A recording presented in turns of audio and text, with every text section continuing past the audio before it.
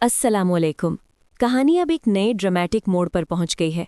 सयान का बाप अपने आदमियों के साथ फिर से एलिफ की मां के रेस्टोरेंट पर पहुंचता है और वहां तोड़फोड़ शुरू कर देता है। एलिफ और उसकी मां घबरा जाती है। मरियम तुरंत सयान को कॉल करके बताती है कि कुछ गुंडे रेस्टोरेंट में हमला कर रहे हैं। सयान उन्हें तसल्ली देता है और फौरन वहां पहुंच जाता है। लेकिन वहां पहुंचकर जब वो अपने ही बाप को देखता है तो उसके होश उड़ जाते हैं। वो हैरानी से पूछता है कि ये सब क्या हो रहा है। गाजी यूसुफ कहता है कि वो ये जगह खरीदना चाहता है, लेकिन माँ बेटी मान नहीं रही, इसलिए वो ज़बरदस्ती कर रहा है। सयान अपने बाप को रोकता है और कहता है कि उसके होते हुए वो इन लोगों पर जुल्म नहीं कर सकता। इसी दौरान एलिफ गुस्से में आकर सयान को थप्पड़ मार देती है और उस पर इल्ज़ाम लगाती है कि ये सब उसी की चाल है।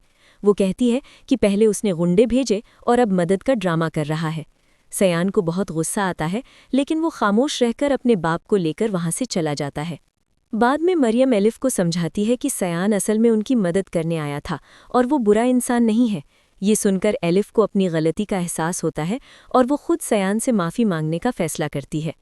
एलिफ सयान के घर जाती है और उससे माफ़ी मांगती है। सयान उसकी बात सुनकर खुश हो जाता है और उसे यकीन दिलाता है कि अब कोई उसका रेस्टोरेंट नहीं छीन सकता। लेकिन दूसरी तरफ गाजी यूसुफ अपने इरादे बदलता नहीं और एक नई चाल चलता है। वो सयान को किसी बहाने से शहर से बाहर भेज देता है और पीछे से एलिफ की मां को ब्लैकमेल करके रेस्टोरेंट छीन लेता है। इस सदमे को एलिफ की मां बर्दाश्त नहीं कर पाती और उनकी मौत हो जाती है। ये सब देखकर एलिफ बिल्कुल टूट जाती है और मुल्क छोड़कर तुर्की जाने का फैसला कर लेती है।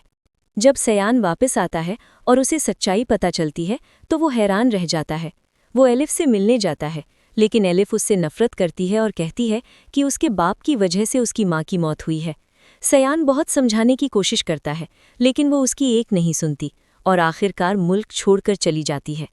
अब सयान उसे ढूंढते हुए तुर्की पहुंचेगा और कहानी एक नए मोड़ पर जाएगी।